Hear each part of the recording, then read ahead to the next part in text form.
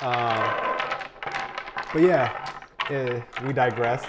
We had a little commercial break while we restocked on the Cali. The Cali. The Cali, yeah.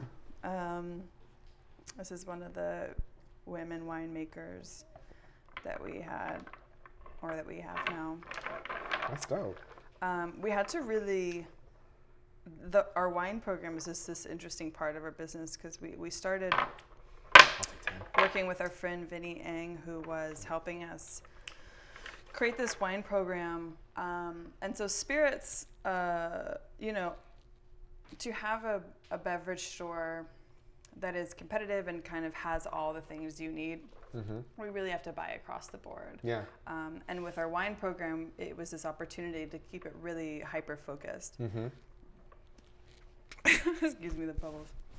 There's also really great wine shops, right? There's like this one over here and down there at Bay Grape. And so what Vinny was really helping us understand that a lot of homophobia in the wine world, right? Not a lot of queer, like not a lot of Black and people of color producers. So we were like, okay, we're gonna keep our wine program focused to like queer, Black, and POC producers. And didn't have white women in that too, even though they are women, and that is a struggle too. And it was this interesting thing because white women they're not underrepresented in the wine world, right?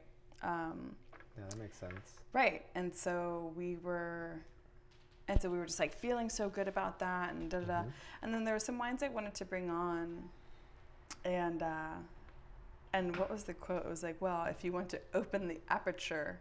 And so Corey and I talked about that, but then when I was like, look, Corey, we have all these producers now, but now we don't have hardly any women too. And probably because there's not enough women of color producers. Yeah. And so then it's like we had all these POC producers, but mostly wines made by men too.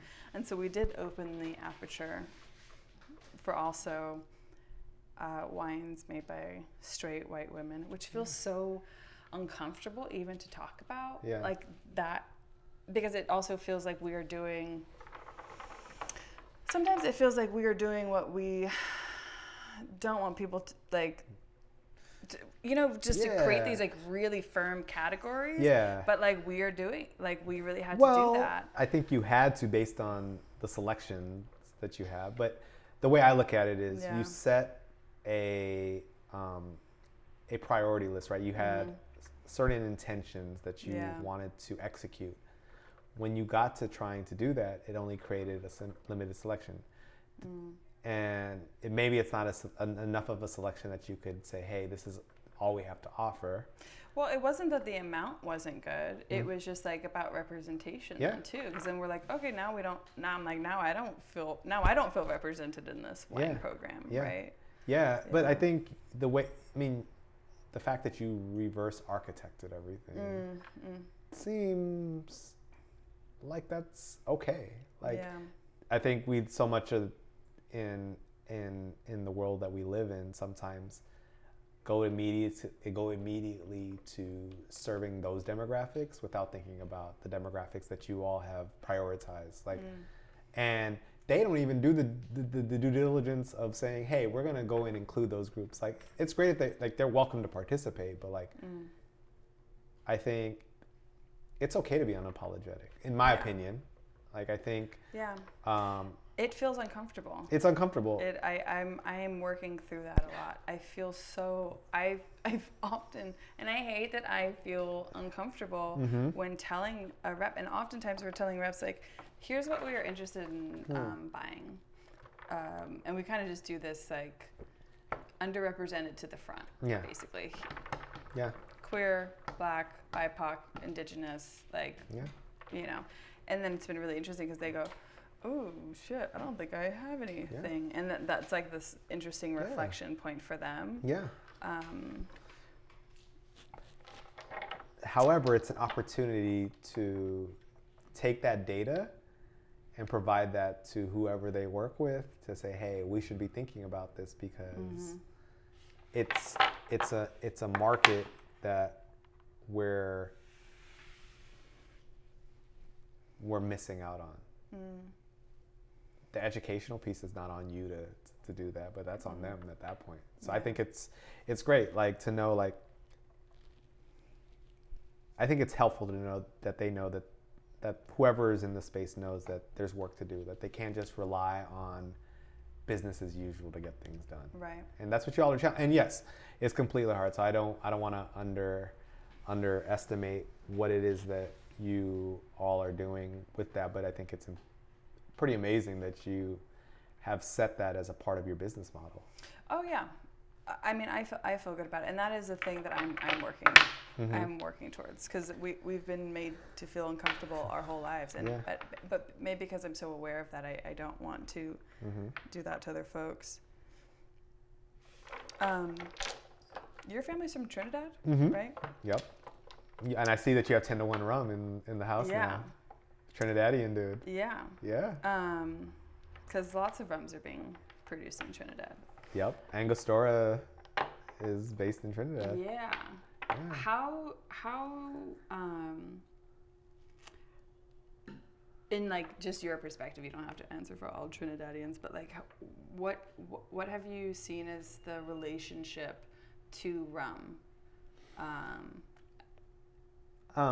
I would say that rum is big. It may be big in the Caribbean. It's not necessarily big in Trinidad. It's not like you'll have a rum and Coke, but I see more whiskey, because we emancipated from England in, I want to say. I think I got a bad hand now that I'm looking at this. So we emancipated, but prior to emancipation, I think the English had a huge influence. So there's a lot of whiskey drinking. So when I think of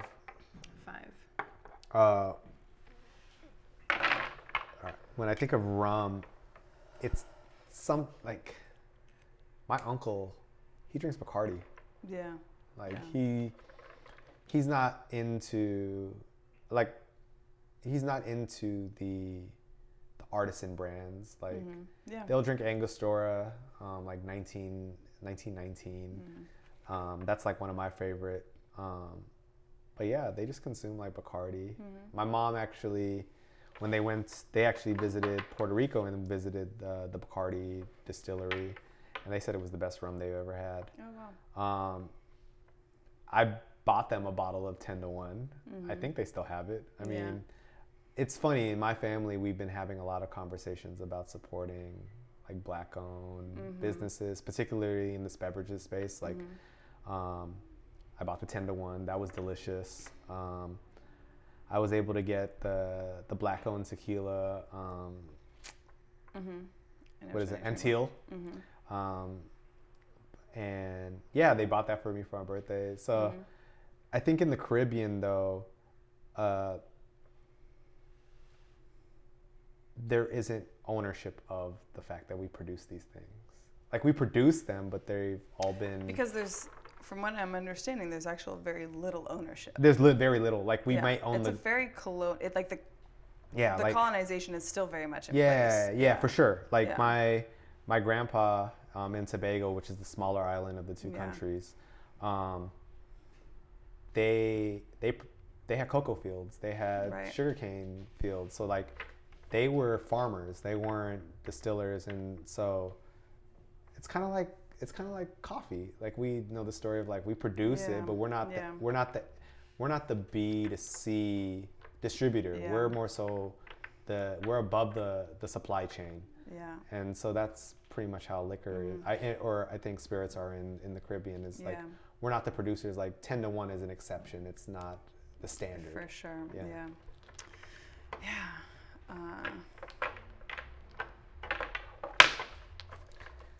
That has been this really heavy thing to navigate. Yeah. That I'm still learning so much about. Yeah. And that sales dude I was telling you about the other day, who was like, he's like, I'll give you a deal on this, blah, blah, blah, blah, blah. It's 5 again. Yep. But I think he was talking to me about Angostura rum, actually. Mm-hmm. Wanted, there was a deal on it or something. And he's like, yeah, they've been doing it the same way for 500 years. Isn't that amazing? And I'm just like, no, I don't think what was happening in the Caribbean 500 years ago was amazing. And that is the sales pitch for whiskey and for rum all the time, and it drives me crazy. Yeah. I mean, I think it parallels what has happened. It was what is happening with like Uncle Nearest, right? Like, I think for so long, this country and drinkers of Kentucky bourbon celebrate Jack Daniels, but like Jack Daniels was a recipe of a black man. Yeah. And the significance of that is that this global brand is now she's amazing. Is now taking some responsibility in the fact that like that recipe was of a black man, and like we're now paying homage. And I think it's something where the story is powerful, and I think I see a lot more people wanting to consume Uncle Nearest, right? Like she has all women leadership team too. Yeah, and the woman like who, what's her name? Fawn, yeah. Her last name is slipping right now. But we're the #1 movers in California? Uncle Nearest? That's what's up. Like, that's dope. I think like by a lot. That's what's up. Yeah. I mean, we move. I mean, you can see like 20 cases per year. Yeah. That's.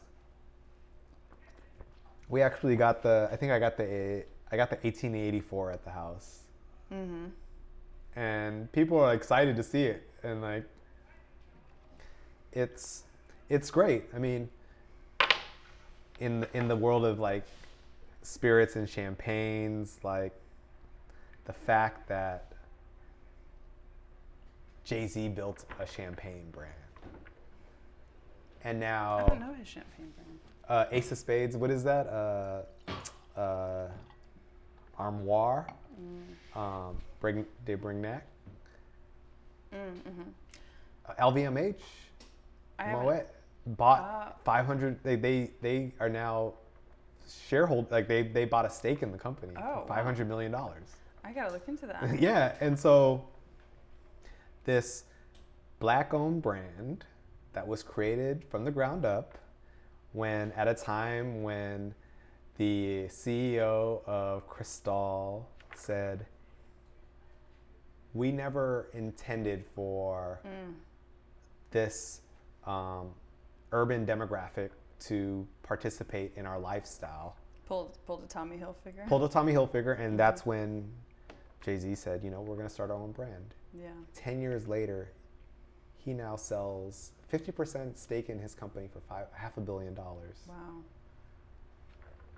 And he still maintains equal share in it, but now he has distribution globally, because like the long play, like people would have said, you're crazy for starting a brand 10 years ago. Like, what are you doing? But he was underestimated. Mm-hmm. And I think what we're seeing is people are willing to bet on themselves now, especially us. Yeah. We're willing to bet on ourselves, especially in this time. We're betting on ourselves more so than anybody. I've seen so much. I'm gonna take 10. I've seen so much growth in this pandemic from a lot of Black entrepreneurs who are just so eager, and also just so like, it's really interesting. I've seen some places just like fold and just be like, I don't want to do this anymore. Yeah. Yeah. But I think that so many Black folks have just been so used to shit being so difficult that they're like, oh yeah, this is normal. Yeah. And then there's been these openings because of it, and there's just been these opportunities, and I've been so impressed and in awe of our people. Yeah. You know Lala? Lala, she's been operating out of Palmetto. She's a cook. We knew each other when we were teenagers too. She's just she was cooking there. She actually was doing that food program at Oakland High School like years ago. I feel like Red Bay was like supplying them coffee or whatever. Yeah, but she just like signed a lease on a restaurant space up the old Hogs Apothecary on 40th. Really, on 40th over in Temescal. Yeah. Wow. Yeah, and she was gonna do like California Creole kind of, New Orleans food. There's just been like so many stories like that in this past year that have me just. I think the time. Did you go? I did go. Yeah. This is a time where we're betting on ourselves because no one has figured out in terms of what you need to do in order to make it now. It's like these are uncharted waters. So us going on the deep end to figure it out. I'm gonna take 5. Oh, I get to domino finally. You got 10. Yes. I think in a certain sense, things balance themselves out to some degree,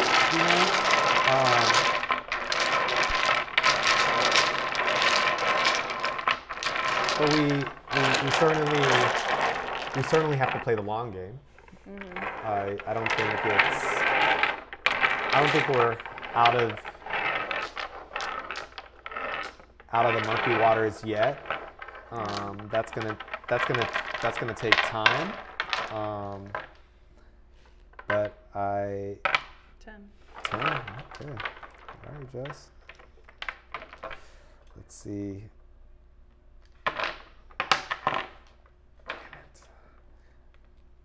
I think we're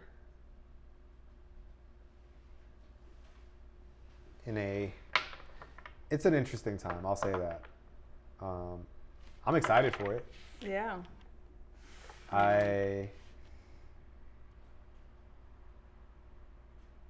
personally, I don't know how you feel, and I would love to hear it, but I feel like I found the people that I want to go on this journey with. You included, right? Yeah. Like that's who I think of. Like you are the people yeah. that I want to. No, it definitely feels like we're like a class. Yeah. Yeah. And I keep like meeting more people. That's the crazy part. And that's felt really good. So what do you think about what are your thoughts on the future, like as an entrepreneur? Like do you see yourself, what do you envision, I guess, is my question. Inhabiting the spaces that you inhabit. Yeah. What role do you see yourself playing? 2 paths. I mean, one,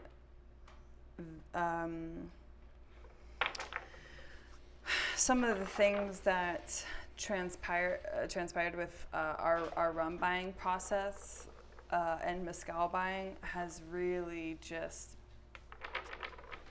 not made me feel great. Mm-hmm. And when I set out, or when we set out to do this business, it's like I'm like, oh, we're just gonna buy from these people and it's gonna be so great and we're gonna lift up and like other people of color, and we have been able to do that. And then you also get into these really tricky gray areas where you have to really measure things against each other, and that you have these compromising moments. Mm-hmm.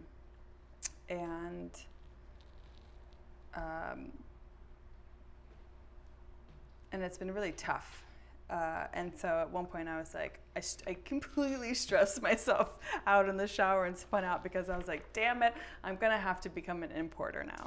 Like I can't fuck with these fools and how they're operating and locking these Mescaleros into contracts and doing this, and I was like, now I'm going to have to start an importing business so that I could import equitably. Yeah. And so I was like, okay, importing. So you want to move up the Great. supply chain. Value stream. Value stream. The value Yeah, stream. that's where I was, and I was like feeling stressed out about it even. And I was like, and now I got to go to Haiti, and I have to go to this place because I need to speak to these people directly and know what's going on.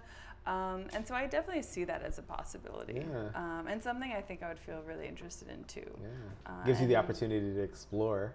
Yeah, and I feel less stressed out because I realize I don't have to do it tomorrow. Yeah. I also can see running for office. You know, we've talked about this. I think you're going to be mayor. Nah. So I've been thinking about, you know, I'm in touch with a lot of city council. You know, I really admire Carol Fife, and I've just like spoken with her a lot, and I find her just such an inspiration. And so she said to me, she was like, well, we got to get you in here next. And I was like, oh, what, moi? I could see that. And so I'm joining I had to write a letter, but I was nominated by Carol Fife, and now I'm on the small business, it's like this blue ribbon committee that is going to do small business tax reform for Oakland specifically. So we're going to be working on what that looks like over the next, I think, 9 months. So I'm thinking about that. I also just want to learn more about what a council member does, and like what mayor seems like the toughest job to me also, and it seems like a lot of responsibility with very little resources. And not to say I'm even thinking about that. There's like so many things. I'm not thinking about it at all. But just like there's so many things you can do within a city. And I think I would be very much interested in something that played a role in kind of small business development, that worked closely with developers. Developers were such a blockage in my pathway to entrepreneurship, and a blessing in a lot of ways. I'm so grateful for the ones who were not nice to me, because that made me not open up in their spaces, and that's when I've landed here. But developers in Oakland, I've seen them destroy areas, and then you can see other ones really help bring it to life. And it's something that's like, I think people who have a lot of money think that they could be developers, and that's, money does not a developer make. No, you know what I mean? It takes a vision, it takes compromise, and really, understanding another what's happening. But it's huge. I mean, especially what we're going through right now in terms of real estate market and commercial spaces now being completely vacant because of people and companies realizing, hey, we don't necessarily need to have our workforce here. And so now we're going to have to rethink a lot of the development that we've done in this city.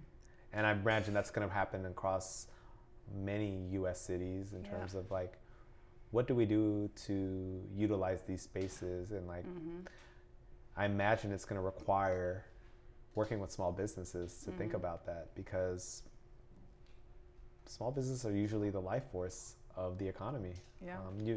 You'll sometimes get a unicorn that comes in and like brings, thousands of people to work here, but that's an anomaly. It's always it's like restaurants and retail. It's restaurants and retail is really what makes the city. And a big motivator for why I wanted to open up a retail space as well. So I think when I think about the future, it's like, importing to kind of to help in the ways that like I see some things being flawed now, or going into public service to then also help and alleviate some of the things that haven't worked for me, and then I can see are barriers for other people. Which is dope, because I think you bring so much knowledge and experience because with this, like this work and and all the stuff you've done prior to this. I mean, I'm not going to just say that this is the only significant part, but I think understanding I'm gonna take 10 and 50 out. But I think we're 50 out from 200. Is that 50 right? out from 200. Yes. But I think it'll be interesting. 15. Ooh, okay. I think it will be dope if you end up pursuing that path because of how entrepreneurial your lineage has been. Like to now someone in your lineage says, you know what, I'm going to jump into this arena. Like, and you would be the first person to do that. But that's the thing about entrepreneurship. Yeah. Though. Like you. I'm going to take 10. There's always an exit strategy. Yeah. Right? Like you go, not that you go into it with an exit, well, you actually should go into it with an exit strategy. That's deep, yeah. Yeah, like. And you mean exit strategy, like what's your next move going to be? When you don't want to do it anymore. Especially in a situation like mine where I have a partner. Mm-hmm. But yeah, any business that or Red Bay, for example, yeah, you always have to think about your exit strategy. What about if you get injured or you don't want to, or you have a family or just something else, or when you're just done? Like you can grow a business and you can keep, I think that there's somewhat of a limit to a business like mine. I could have multiple locations, or I could probably develop a line of something at some point, but that's just like going in a different direction. Yeah. And I think about those things, but there's just like a time that you probably want to do something totally else, right? I think about that, and I also, as I drive around the city, I think about what are going to be the landmarks that are here in the next 40 years. Like, is that ever something that you think about, like wanting to create? Is that what you wanted to like create a for? legacy? Yeah, like a legacy landmark that been here since 2015 and now it's 2075. Like, do you ever think about wanting to have something like that? No. No? Okay. No. And that's fair. That's completely fair. No. I rather I rather do something that had a different impact. Like importing, for example. Yeah. I mean, coffee so much, like, you've heard my dad say this 1,000 times, but like our inheritance, coffee is Africa's gift to the world. All of these things, and this blows my mind because I think about it all the time, all of these things that we love in the world and value and have monetary value, coffee, chocolate, gold, diamonds, mezcal, rum, all of these things come from brown countries exclusively. Yeah. The world's biggest commodities, and there's so little ownership of that. Yeah. And so those are the things that I'm like, okay, if we eliminate some of those barriers to ownership and equity, that would be a much more that would be a legacy. I don't even need the legacy part, but that would be such a profound, that would create a really profound shift and change for 2075 or whatever that year looks like. Man, when you put it that way, for sure. Yeah. Like,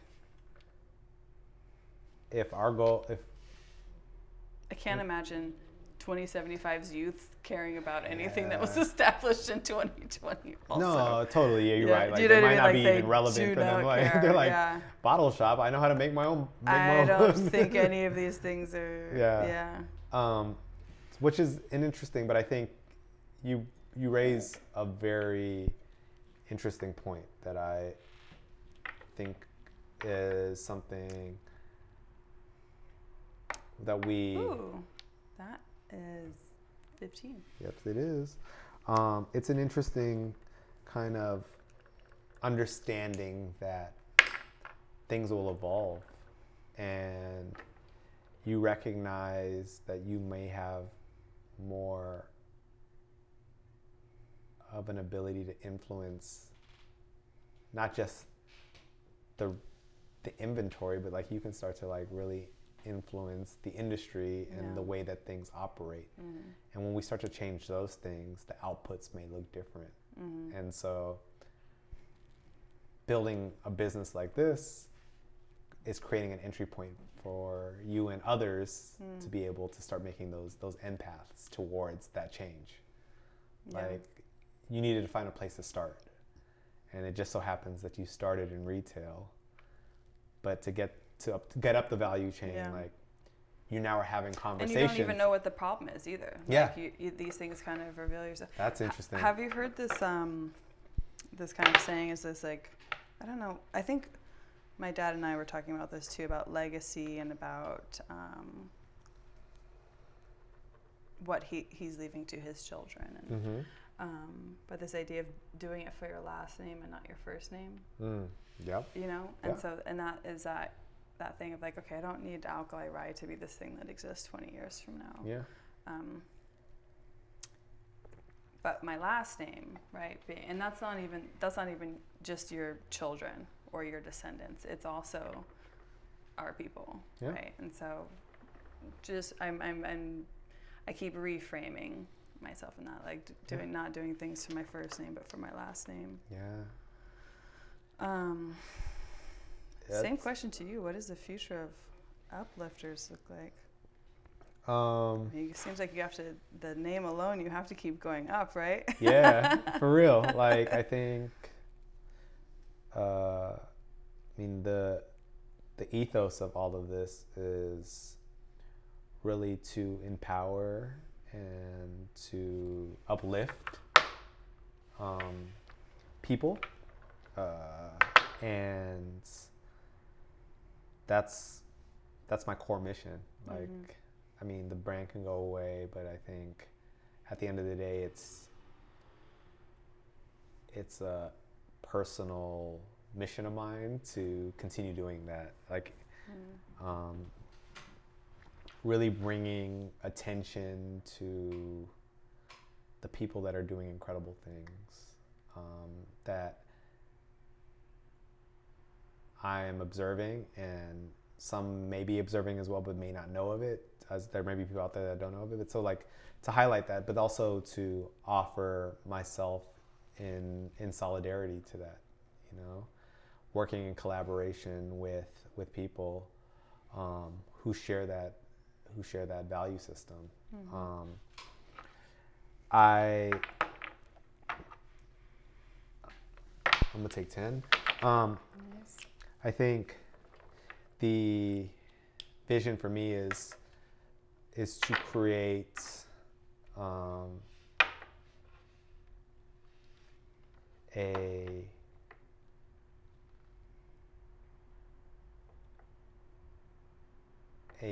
a movement where I can help other people do that. So it's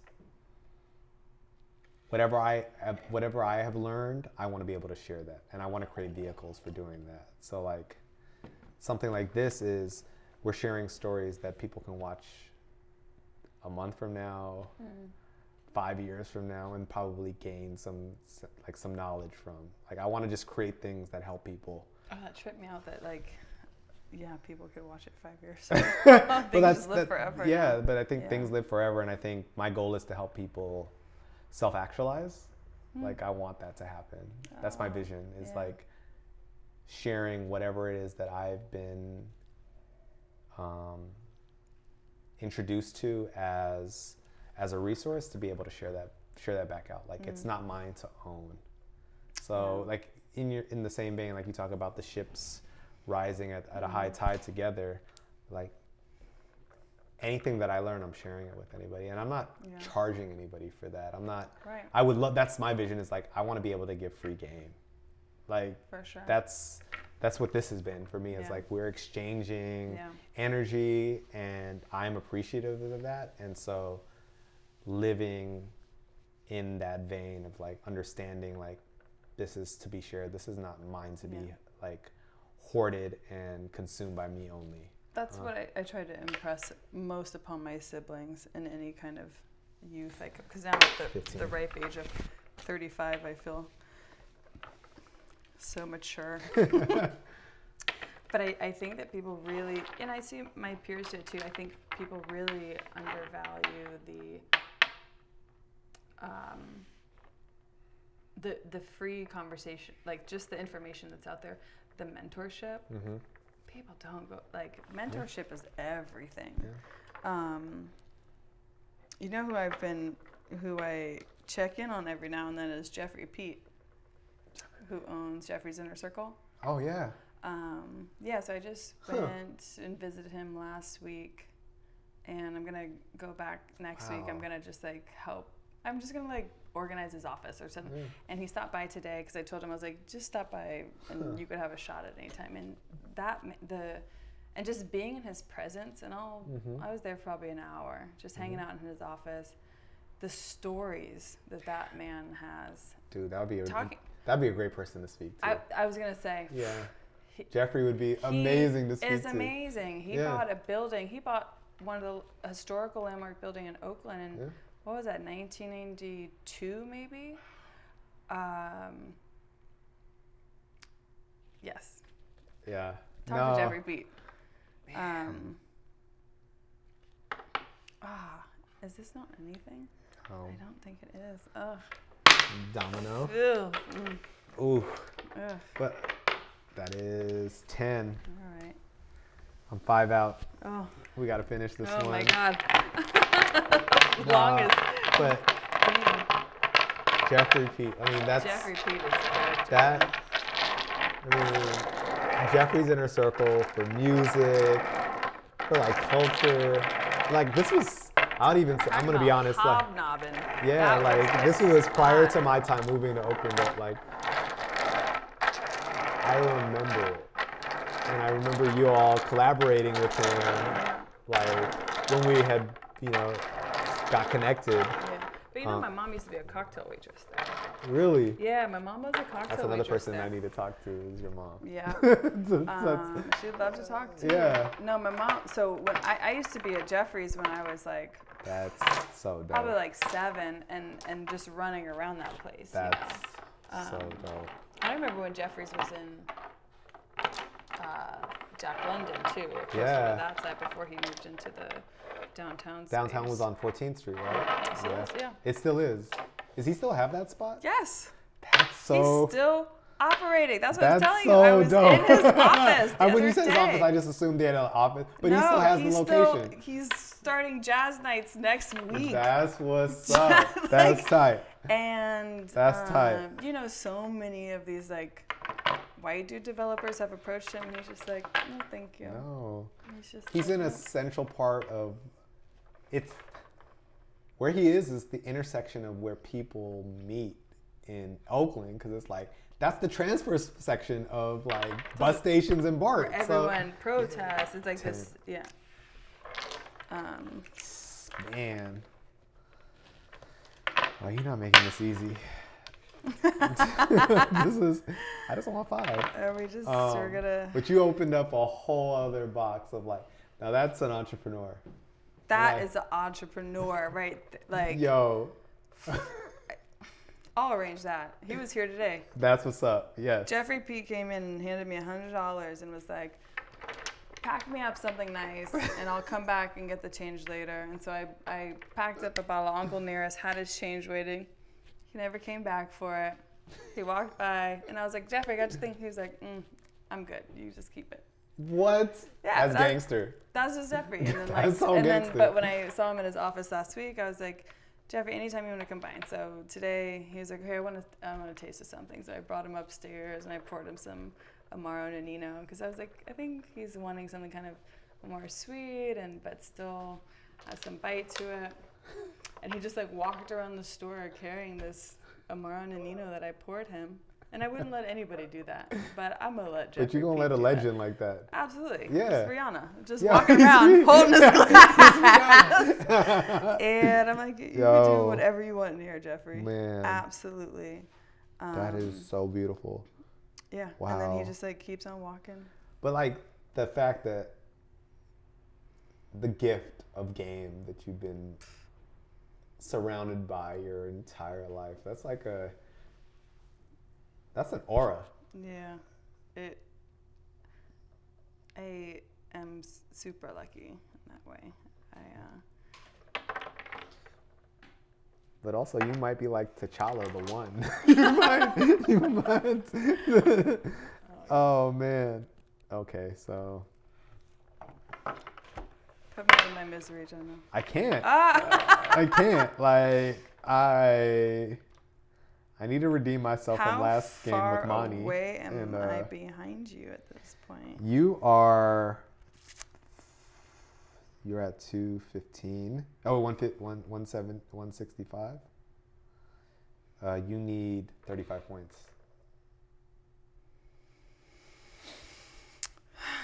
Oh. Yeah.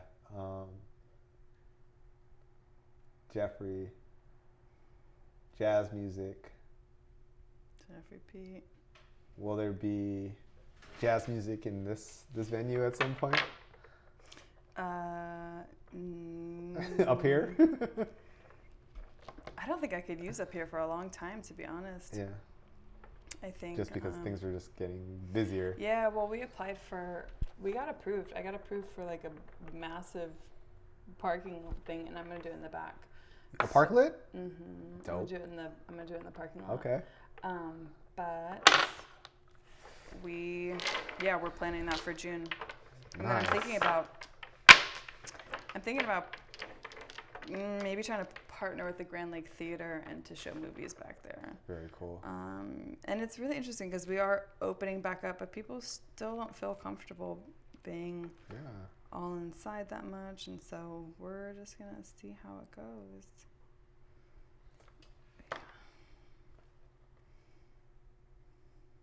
Yeah. 5. Oh wow. Damn it. You really you making me earn this. Oh, did I mess that up? Did you? I did. Okay. I messed that up. What did you do? I could have played. Well, you can't scored. take it back now. I know I can't. Damn. Did you do that on purpose? No, I didn't. I think you got me with the bubblies. What do you drink at home? The Yola. You know that's my favorite. Right. The Yola. But are you just drinking it neat? Just drinking it neat with an ice cube, and then I take some tahini and either tangerine or orange slice. Then there is. Let's try cinnamon. Cinnamon. Interesting. Cinnamon on your orange slice. Yeah, okay. It's very kind of classic pairing with mezcal. I like drinking the El Mero Mero. We have the Verde. The green one. Yeah. And Verde's a Domino. agave too. And that's game. Good. Oh, and you got 15 from me. And only 10. Oh, 10. Oh, sorry.